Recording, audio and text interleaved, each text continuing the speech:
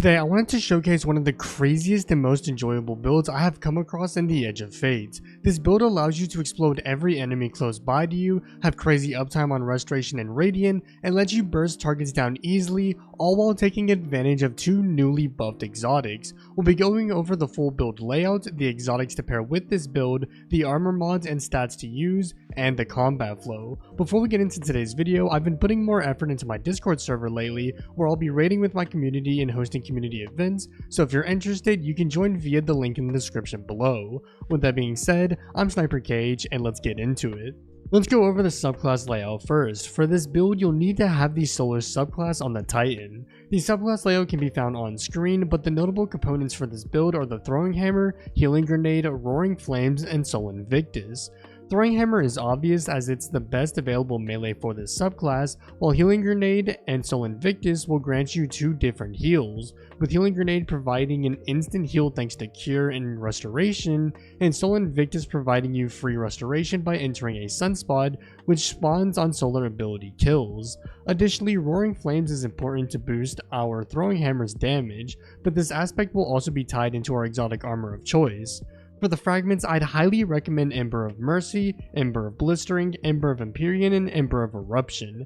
Ember of Mercy is an obvious pick as it'll grant us restoration when we pick up a fire sprite, giving us an easy source of restoration. Additionally, Ember of Empyrean will allow us to extend the duration of both Restoration and Radiant, both of which will be easily obtainable with this build and will be useful. Finally, Ember of Eruption and Ember of Blistering will allow us to buff our solar ignitions, allowing them to be a great source of grenade energy. That being said, this begs the question of where will the ignitions come from? Well, they'll come from the exotic weapon of choice and centerpiece of this build being Devil's Ruin. In case you missed it, Devil's Ruin got a rework that made this weapon far more powerful in PvE.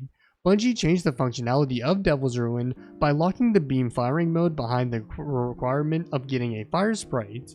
That said, kills with Devil's Ruin will generate a fire sprite, allowing us to use this alternate firing mode. Additionally, hits with the beam firing mode will scorch targets, and targets defeated by the beam will now ignite. Thanks to this buff, we have a consistent source of ignitions from defeats with the beam, and to add on to this, if you hit roughly 80% of the beam onto a target, you'll now apply enough scorch to cause an ignition, regardless of if the beam defeats them or not. Now this sounds appealing, but believe it or not, there is a way to make this weapon even more powerful. That brings us to the exotic armor of choice for this build being the Path of Burning Steps, which also got a buff with the Edge of Fate's release. The way this exotic works now is that it buffs your solar weapon and solar ignition's damage based on the number of Roaring Flame stacks you have. These boots will also reduce the duration of slowed, freeze, and suspend debuffs applied to you, though I haven't found this part of the exotic to be entirely too noticeable yet. The reason why we're choosing to use these boots is because it will buff the damage of our solar weapons and solar ignitions, meaning it will buff both firing modes of the Devil's Ruin. As I mentioned with the exotic description, this damage buff is tied to your Roaring Flame stacks, so if you have one stack of Roaring Flames, you'll get a 10% solar weapon damage buff and a 5% ignition damage buff. With 2 stacks, you'll get a 15% damage buff to solar weapons and a 10% damage buff to ignition damage, and at 3 stacks, you'll get a 20% damage buff to solar weapons and a 15% damage buff to ignition damage, allowing for Devil's Ruin to be a handheld nuke. Now all of that sounds appealing so far, but there are even more ways to enhance Devil's Ruin, thanks to artifact mods. The main artifact mods that I found to be useful for this build are Fever and Chill in column 3 and Elemental Overdrive in column 5. Fever and Chill will grant you an easy way of getting Radiant by landing rapid precision hits with a solar weapon, which will be easy for Devil's Ruin. For Elemental Overdrive, it will buff Devil's Ruin's damage by 10% for 7 seconds when you pick up a fire sprite, which will be happening often thanks to this weapon generating them on its default firing mode. You can also consider adding Reciprocal Draw to this build, which will grant you a 35% damage bonus to sidearms when getting rapid kills with non-sidearms, but I found this mod to be a hassle to proc, especially when it didn't seem to proc from ability kills during my testing. That being said, Fever and Chill and Elemental Overdrive will be more than enough to make this build strong. While I am on the topic of artifact mods, I am also not under the impression that most of you watching right now actually have the 5th artifact column unlocked yet, so if you haven't unlocked column 5, then don't stress it, as Elemental Overdrive does not make or break this build. Next, I wanted to discuss armor stats to be focusing. With this build, there are two clear armor stats that you'll want to have points into, with those being weapons and melee, as having 100 stat points into weapons will grant you a free 15% damage bonus to all weapons against red and yellow bar enemies, while having 100 stat points into melee will allow you to generate your melee ability back faster. However, this does bring us to the first problem you might encounter with this build. With the Edge of Fate, the armor sets that we have currently have set stacks that they can spike into, but unfortunately at the time of me recording this video, there are no armor sets that allow you to have major stat spikes into weapons and melee, making having noteworthy stats in each stat virtually impossible. Additionally, the amount of energy you are granted from when you pick up your throwing hammer is now tied to how many stat points you have tied into the melee stat.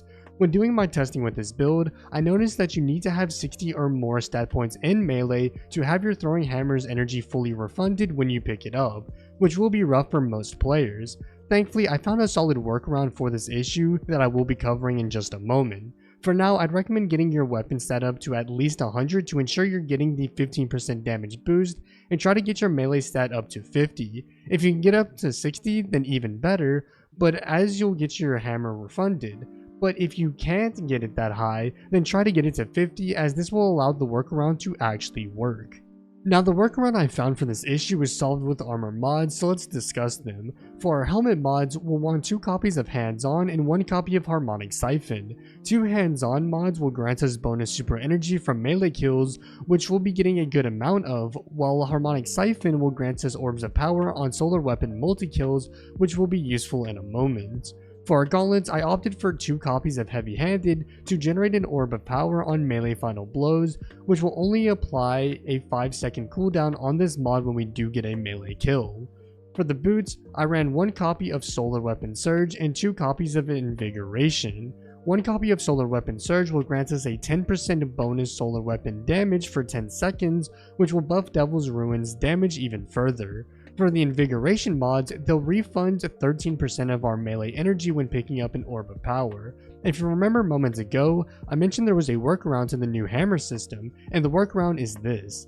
If you have 50 stat points into melee, you'll be refunded around 87 to 90% of your melee energy back when grabbing your hammer. And if you get a hammer final blow or double kill with Devil's Ruin, you'll generate an Orb of Power granting you the last 13% ability energy you'll need to use your hammer again. For the class item, I'd recommend running Bomber to allow some grenade energy when using our class ability, Powerful Attraction to suck up nearby orbs of power when using our class ability, and Reaper to grant us an orb of power on our next weapon defeat after using our class ability. This now brings us to the combat flow of this build, which is pretty simple to follow. When entering combat, you'll want to start off by getting 3 kills with your throwing hammer, as you want to get 3 stacks of Roaring Flames as soon as possible. While you're getting these kills, you'll be generating an Orb of Power to refund any melee energy you need, while also activating Solar Surge for Devil's Ruin. Once you've acquired 3 stacks of Roaring Flames, you want to get a kill with Devil's Ruin to spawn a Fire Sprite. Once you've picked up the Fire Sprite, simply hold down your reload bind, fire the beam, and watch the ignitions erupt. From there, simply get kills with Devil's Ruin to spawn another Fire Sprite, then repeat the combat loop with Devil's Ruin. It's important to mention that while you're getting kills with Devil's Ruin, you'll need to sneak a throwing hammer kill in to refresh your timer on Roaring Flames, so you can continue to take advantage of the Path of Burning Steps damage buff. What I usually do is wait until the timer is at 5 seconds, then get a throwing hammer kill, as 5 seconds leaves you enough time to find an enemy and toss your hammer at them.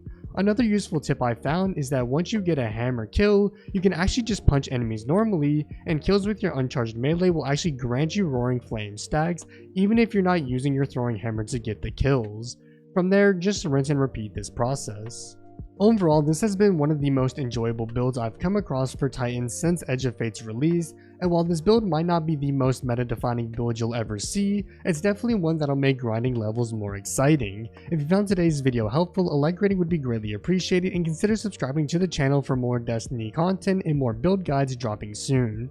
If you'd like to come catch me live, then you can do so over at twitch.tv/SniperKH_, where I've been streaming my build crafting and journey through the Edge of Fate, and would love to see you all over there.